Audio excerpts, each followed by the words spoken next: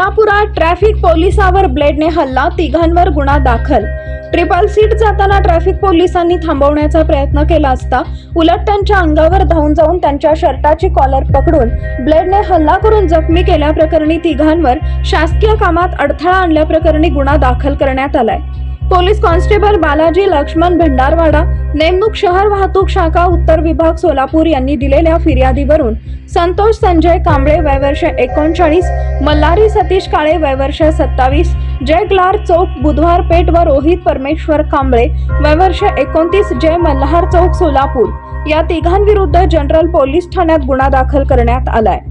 फिर्यादीत म्हटलंय की फिर्यादी हे वाहतूक नियमांचे सहकारी कर्तव्य करत असताना यातील वरील आरोपीत हे त्यांच्याकडील मोटरसायकल क्रमांक MH13EL 9522 वरून ट्रिपल सीट मार्केट यार्ड येथील गर्दीत पुणे रोडने जात असताना त्यांना थांबण्याचा इशारा केला असता ते न थांबता पुढे जात असताना त्यांना आम्ही थांबून तुम्ही पोलिसांशी दिलेल्या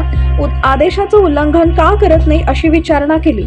तेव्हा ते लोक मला अरेरावी करत फिर्यादीच्या अंगावर धावून येऊन फिर्यादीच्या वर्दीच्या शर्टची कॉलर पकडून तुला बघून घेतो असं म्हणून त्यातील संतोष कांबळे यांना दारूच्या नशेत त्याच्या खिशातील ब्लेड काढून स्वतःहून त्यांचे डाव्या हातावर ब्लेडने वार करून स्वतः जखमी होऊन मी करत असलेल्या सरकारी कर्तव्यात अडथळा आणला आहे। तपास फौजदार डेरे करत आहेत।